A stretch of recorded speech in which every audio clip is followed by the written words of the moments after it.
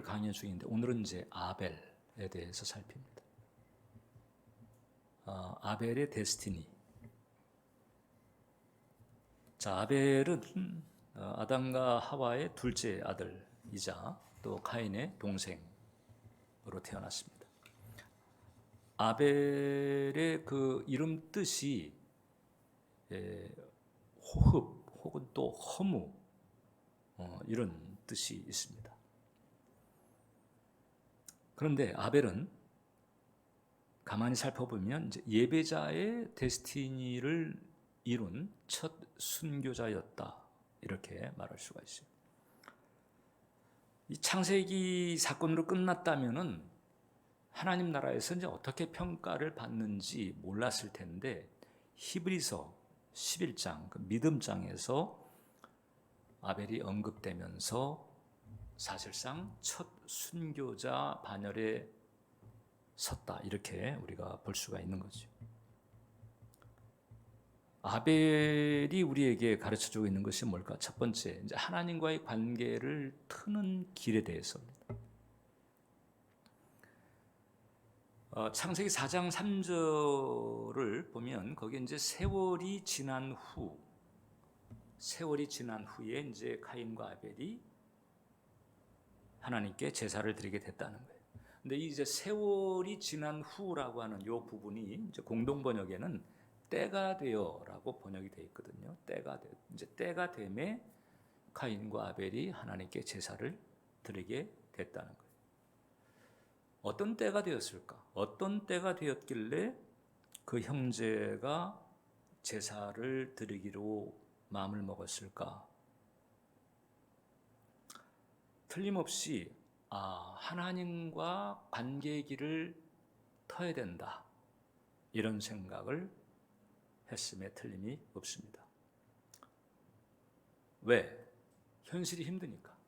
아담의 타락으로 에덴의 문은 닫혔잖아요. 에덴 동쪽으로 쫓겨나서 에덴의 문은 닫혔고 땅은 저주를 받아가지고 가시와 엉겅퀴가 돋아나고 이제 땀을 흘리며 수고를 해야 먹고 살 수 있게 되었는데 그 땅 자체가 가시와 엉겅퀴가 나버렸으니까 이게 수고한 대로 소산을 얻는 보장이 없는,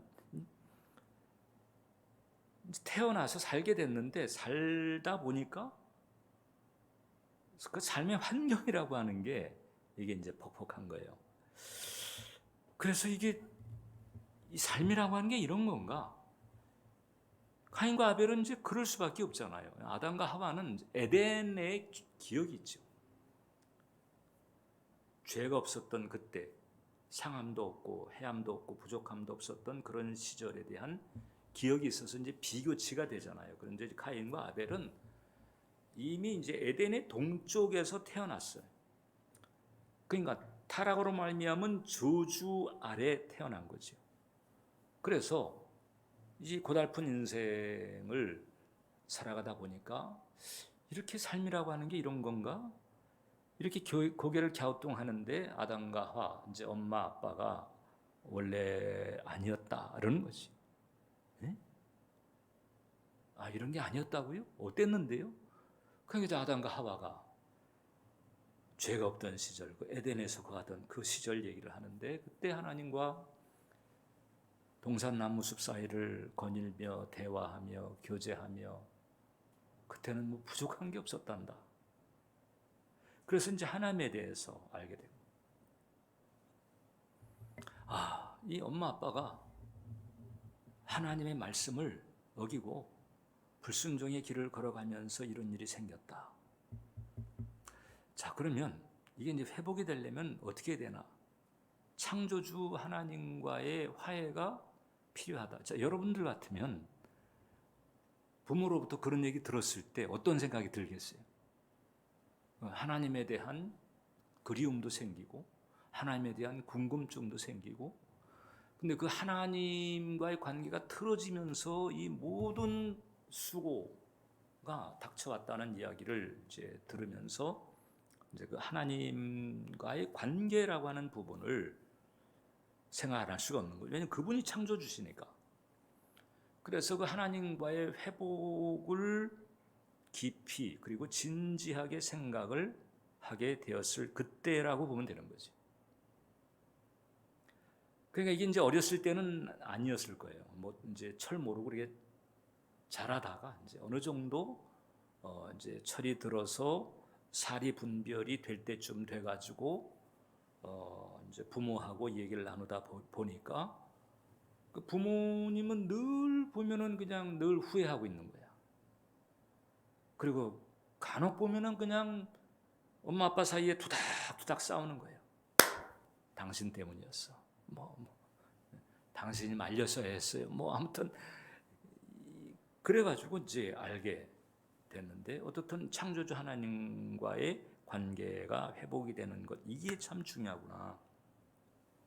그러면 이제 그 하나님과의 관계를 이제 어떻게 열어갈까? 여기에서 이제 이 형제들이 이제 제사를 생각한 거거든요. 제사. 뭐 다른 여러 가지 방식들을 생각할 수 있겠죠. 보통 이제 우리가 사람들 사이에서 수많은 종교가 있고 그 종교가 원하는 그런 그 행위들이 있잖아요. 다양한 형태의 그런 행위들이 있을 수 있는데, 근데 이 카인과 아벨은 제사라고 하는 개념을 생각을 하게 된 거예요. 하나님께 이게 제사라고 하는 게 영어로 하면 오퍼링이잖아요. 오퍼링. 이제 뭔가를 이렇게 드리는 것으로 이제 하나님의 그 페이버를 받는 이 길을 생각한 거죠. 그래서 이제 제사를 이제 드려야 되는데, 자, 그럼 이제 드리는데 뭘 드려야 될까? 이제 제사를 생각한 것도 참 은혜인 건데, 근데 이제 어떤 제사냐? 이게 이제 문제가 된 거죠. 여기에서 이제 둘이 갈립니다. 가인은 곡물로 제사를 드렸어요. 근데 아벨은 양의 첫 새끼를 잡아서 그래서 희생 제물을 하나님께 제사로 드리게 됩니다. 자, 카인의 제사는 연락이 되지 않았고 아벨의 제사는 연락이 됐습니다.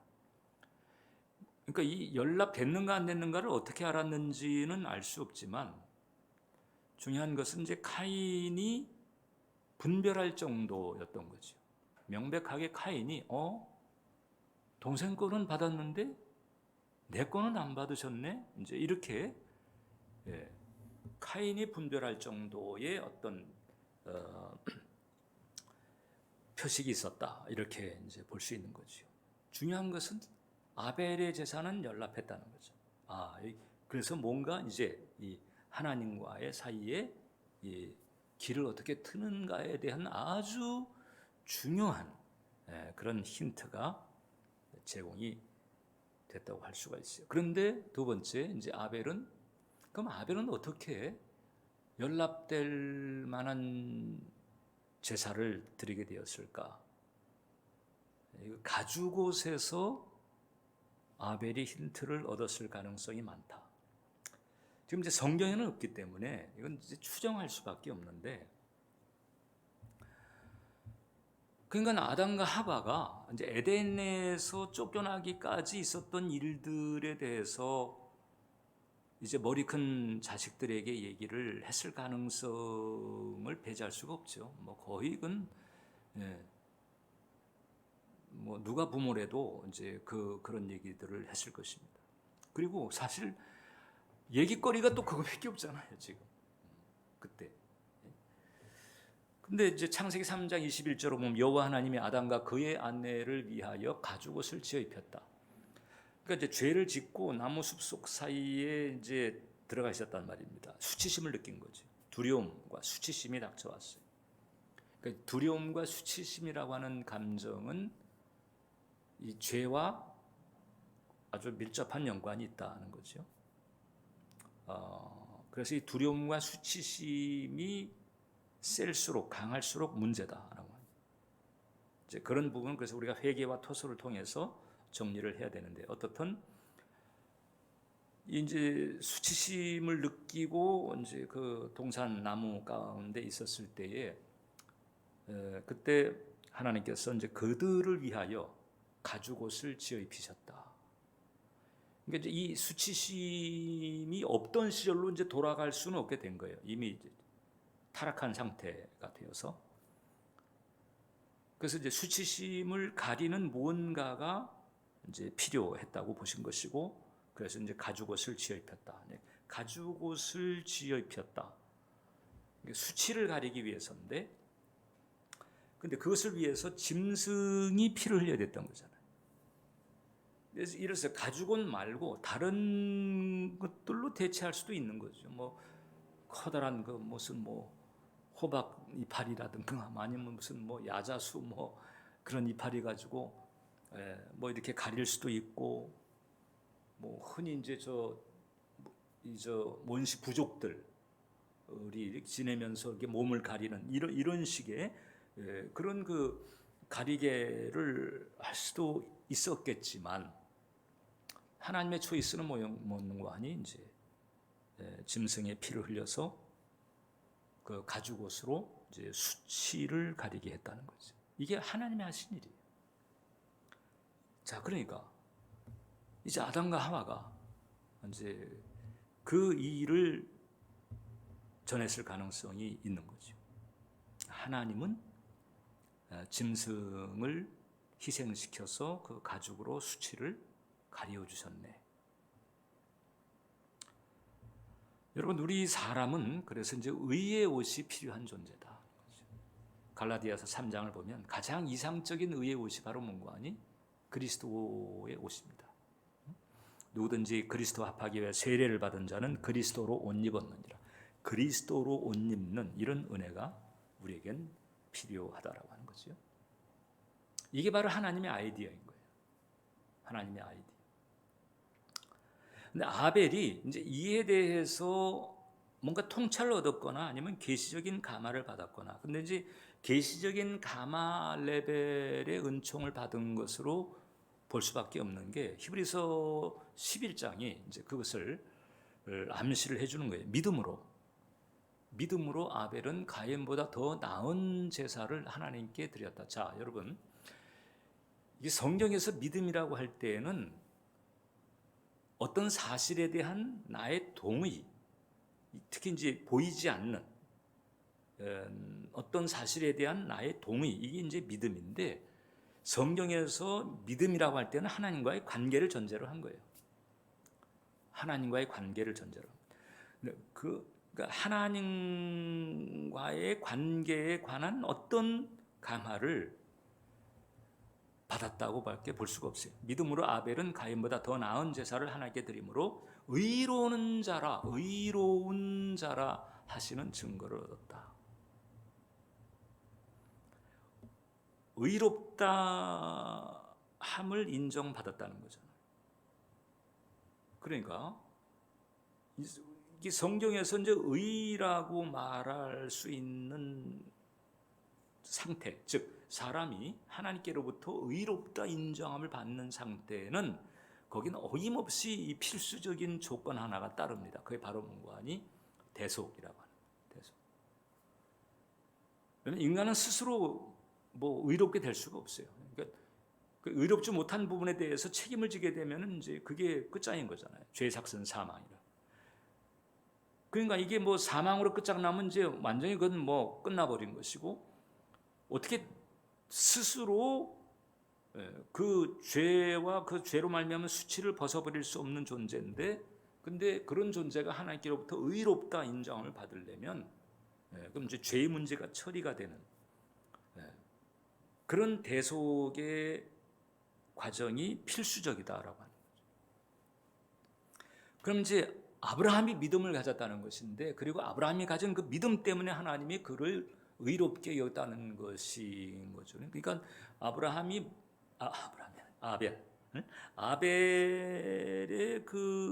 믿었던 건 뭘까? 가인에게는 그런 믿음이 없었는데 아벨에게는 그런 믿음이 있었던 거죠. 어떤 믿음이냐? 이제 부모 때로부터 그 선악과 사건 그때로부터 사람들은 죄인이 된 것이고, 이 죄로 말미암아 여러 저주가 닥쳤는데 이 죄의 문제를 하나님 앞에서 처리하기 위해서는 죄의 삭시 치러져야 되는데 그게 바로 이제 대속이라고 하는 거죠. 대속. 그 짐승을 대신 죽여가지고 수치를 가리워주는 것과 같이 이 대속으로 말미암은 이 죄사함, 이것이 창조주와 우리 죄인된 우리 사이에 필요하다라고 하는 데 대한 계시적인 어떤 통찰이나 깨달음을 받은 것이고, 그의 바탕에서 이제 양을 죽여서 그 피를 흘려 양을 제물로 드리는 이런 제사를 이제 드리게 된 것입니다. 이제 이런 흐름이 이제 구약 시대에 가서는 이제 그 희생 제사, 뭐 속죄제, 속건제, 화목제, 희생 제사로 갔고, 그 희생 제사가 모형인데 사실상 그 원형이 바로 이제 갈보리 동산의 예수님의 십자가, 어린 양 대신 예수님의 희생이라고 하는 거죠. 이렇게 쭉 연결이 이제 되는 거죠. 그러니까 이제 아벨이 이런 뭐 구약의 제사라든지 그 다음에 갈보리의 십자가라든가 이런 심오한 그 하나님의 섭리에 대해서 구체적으로 뭐 알았다고는 할 수 없겠지만은 적어도 이 히브리서 11장의 근거로 봤을 때 하나님께로부터 의롭다함을 인정받는 그런 은혜가 이제 주어졌다는 것이고, 그게 이제 공교롭게 이제 그 희생 제물을 통한 피해 제사를 드린 것이라고 하는 거죠. 근데 가인이 드린 제사는, 아벨이 드린 제사는 대속의 개념을 바탕으로 한 것이고, 가인이 드린 제사는 종교성에 바탕으로 한 거죠. 신에 대해서 나아가는데 이제 내가 이뤄놓은 무엇, 내가 마련해 놓은 그 어떤 것, 이런 것을 가지고 이제 신과 그 신의 마음을 살려고 하는 것, 이게 이제 종교성이지. 이 종교성은 대체적으로 이제 행위로 집중을 합니다. 그게 뭐 종교 어떤 의식에 참여한다든지, 아니면 무슨 뭐 덕을 쌓는다든지, 공덕을 쌓는다든지, 뭐 아무튼 그런 거 행위를 통해 가지고 그 행위의 과정에는 수고가 따르게 되는 거죠. 그 수고의 과정에 이제 시간, 에너지 뭐 이런 것들이 이제 또 거기 수반이 되는 건데, 그렇게 해서 어떻든 신의 환심을 살려고 하는, 이게 이제 종교성인 건데, 하나님은 이제 그것을 거부했습니다. 종교성의 약점이 있는데, 그 뭔가 종교성은 안 통할 때 분노합니다. 안 통할 때 시험 들어버려요. 내가 어떻게 해서 드린 건데 이걸 안 받는다고? 이렇게 되는 거예요. 내가 더위와 추위를 무릅쓰고 그렇게 그냥 온갖 수고를 해가지고 내가 이렇게 마련해서 가져온 건데 이걸 안 받아? 이렇게 되는 거예요. 그러니까 이게 이제 자기가 최선을 다했을수록 더 이제 열이 나는 것입니다. 이게 이제 종교성이 가지고 있는 맹점인 거예요. 좋은 영성은 막혔을 때 여쭙니다. 이게 막힌 이유가 뭘까요? 혹은 하나님께서 감화를 주시지 않는 이유가, 혹은 안 받으시는 이유가 뭔가요? 종교성은 여쭈어요. 근데 좋은 영성은 여쭙는데 종교성은 분노합니다. 좋은 영성은 하나님 입장에서 헤아려 보려고 해요. 근데 종교성은 그냥 여전히 자기가 중심입니다. 그래가지고 그러면 뭐 나도 끝, 뭐 이런 식으로 가게 되는 거죠. 그 이제 지금 가인이 그런 길을 가게 되는 거예요. 좋은 영성의 길로 우리가 가야 돼요. 그리고 이제 이 과정에서 이제 세 번째, 이제 첫 순교의 사건이 벌어지게 됩니다. 8절을 보니까 가인이 그의 아우 아벨에게 말하고 그들이 들에 있을 때에 가인이 그의 아우 아벨을 쳐 죽였다. 그래서 여러분 아벨은 예배 잘 드려놓고 피살당한 거예요. 그러니까 이제 요 사건만 딱 끝내놓고 이제 신약에 다시 그 히브리서에 언급이 없었다면 아니 예배를 잘 드려놓고 돌에 맞아 죽는다고? 이제 이렇게 생각할 수 있죠. 왜냐하면 이제 지금 여러분들은 안 그러겠지만 예전에 저도 마찬가지였고 예전에 우리들이 예배에 드렸던 대부분의 동기는 뭐였는 거 아니? 이제 예배를 드려서 잘 보여서 그 다음에 그 하나님께로부터 뭔가 뭐 직장 생활에 혹은 사업에 혹은 무슨 뭐 연약한 몸에 뭐 아무튼 뭔가 축복을 받으려는 그 예배의 동기가 보상에 있는 거죠. 예배를 통해서 하나님과 가까이 하고 하나님과 함께 하고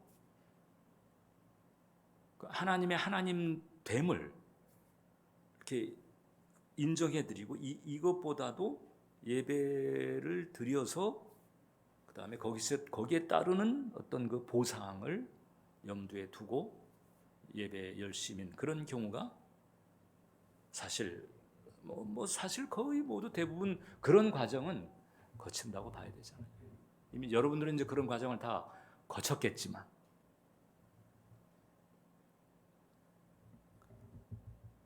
그러니까 이제 그런 얘기 하잖아요.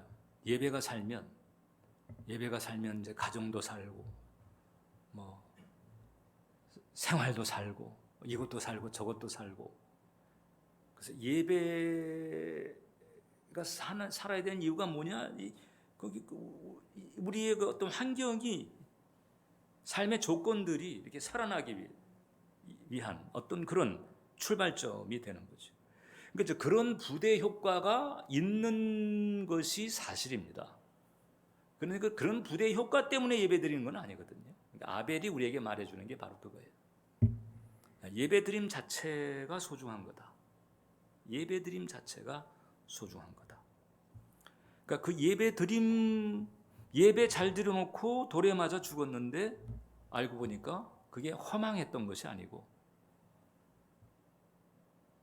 우리 11서 11장에 없었다면 그 이름대로 그냥 허무하게 갔네. 그 예배가 무슨 소용이야? 이제 이런 생각을 할 수 있는 거예요. 예배 그렇게 잘 드렸는데 그 아이가 뭐 이렇게 잘 안 됐다며.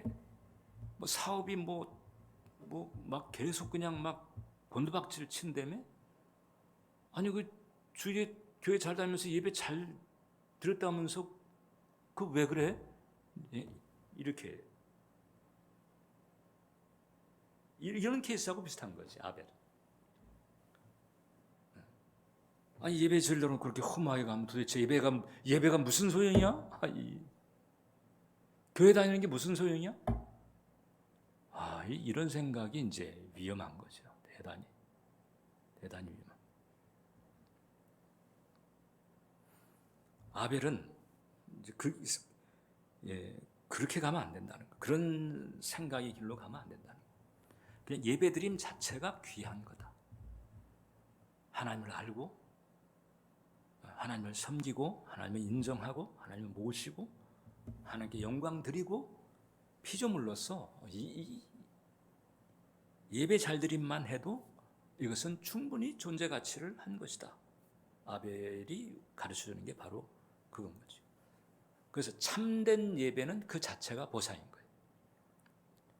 참된 예배를 통해서 하나님께서 의롭다 인정함을 해주는 거거든요. 참된 예배 자체가 보상인 거예요.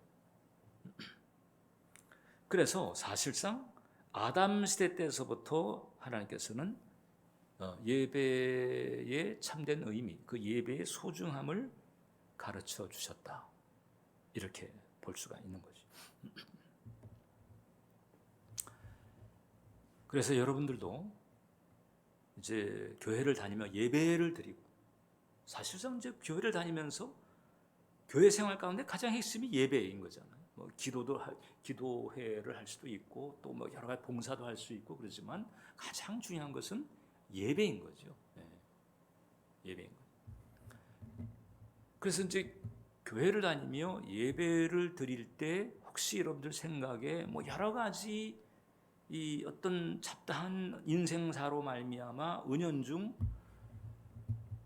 그렇게 열심히 예배 드렸는데 그게 무슨 소용인 거지? 이런 생각이 들면 안 된다. 그러면 안 된다. 그건 사실상 어떻게 보면 이제 가인의 길에 한 걸음 발을 내딛는 것과 같다라고 하는 거죠.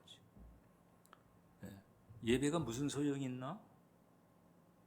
이런 생각, 말은 안 해도 이런 생각을 가지고 있다 그러면 결국은 이제 자기가 원하는 대로 안 됐다는 거잖아요. 자기가 원하는 대로 안 돼서 지금 예배만이 아니고 사실상 예배를 드리는 하나님에 대한 불만이 있는 거죠. 이게 가인의 길인 거지. 보상 동기죠. 그걸 우리가 이제 종교성 혹은 기복성, 실용성 우리가 늘 경계하는 이런 부분들인 거죠.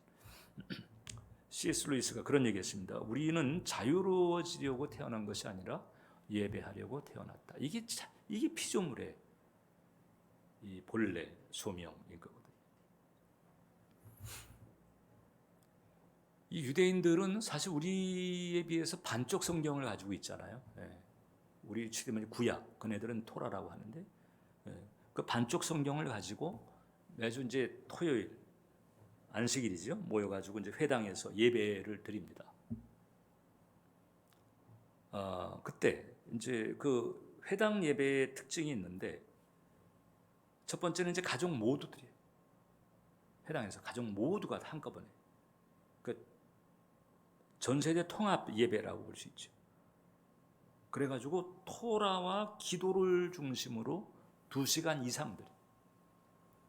그 쉐마로부터 쉐마가 이제 신명기 6장에도 있지만 민수기에도 있고 그 쉐마 구절을 선포하는 것으로부터 시작해가지고 그 다음에 이제 이 하나님 앞에 하나님께서 주신 그 은총에 대한 그 감사와 찬양의 기도가 18가지가 또 있어요. 트필라라고 그렇게 하고 그 다음에 이제 또 강론을 하고 찬양을 하고 이렇게 하면서 서서 예배드려요. 서서 두 번째 서서 예배드립니다.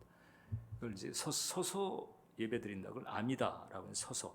보통 이제 우리가 통곡의 벽 앞에 기도하는 그 유대인들 보게 되면 서가지고 이렇게 두 손 딱 모으고 이렇게 이러고 있잖아요. 두 손 모으고 서서 예배를 드립니다. 하나님 앞에 어떻게 앉아 있냐는 거지. 하나님 앞에 앉아 있을 수가 없다. 물론 이제 그 회당에서 모일 때에 그 회당 그 집회가 이제 두 종류인데 하나가 이제 회당 예배가 있고 또 하나가 성경 교육이 있어요.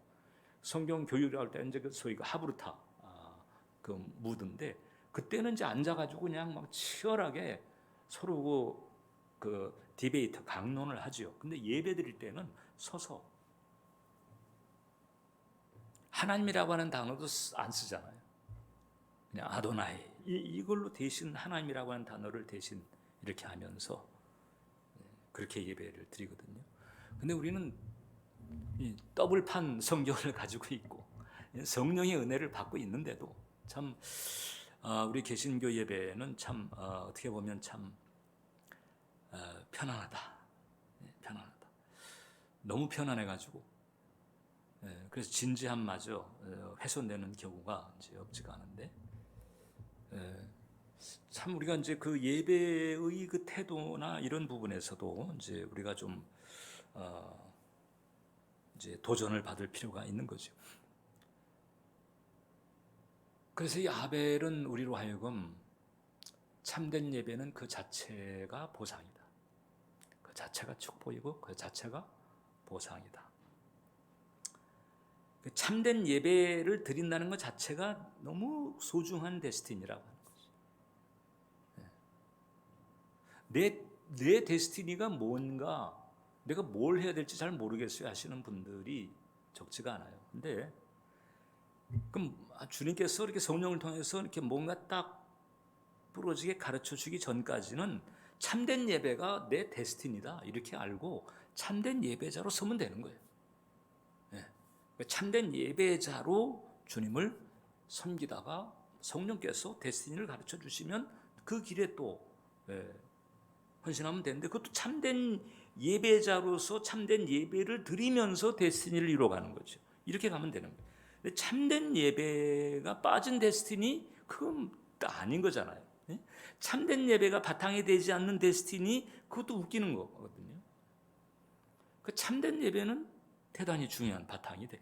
이 바로 아벨이 우리에게 가르쳐주고, 그냥 예배하면 잘 드리고 돌에 맞아 죽어갔는데 그게 허망했던 것이 아니고 하나님의 의롭다 이렇게 인정을 했다. 허무가 극복이 된 거죠. 무엇으로? 참된 예배로.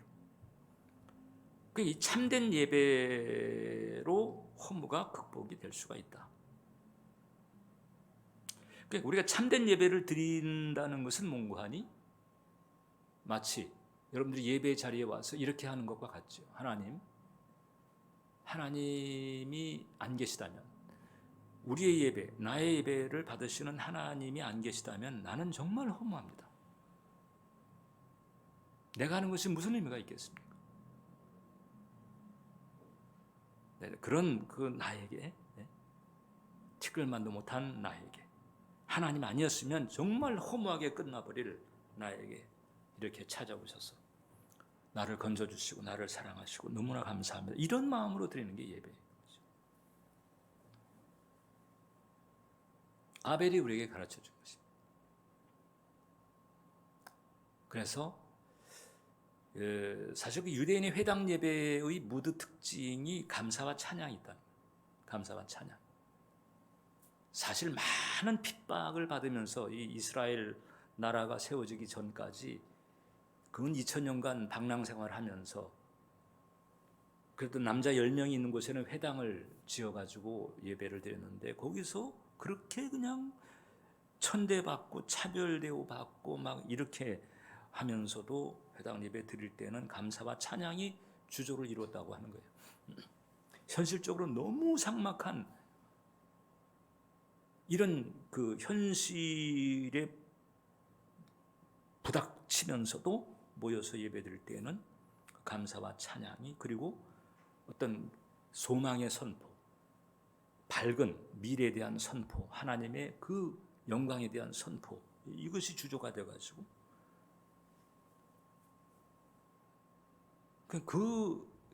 거기서 이제 그 받은 그 은혜로 그네들이 자신의 그 유대교 신앙을 지키고 유대교 공동체를 지키고 2000년간을 그렇게 버텨냈다는 거잖아요.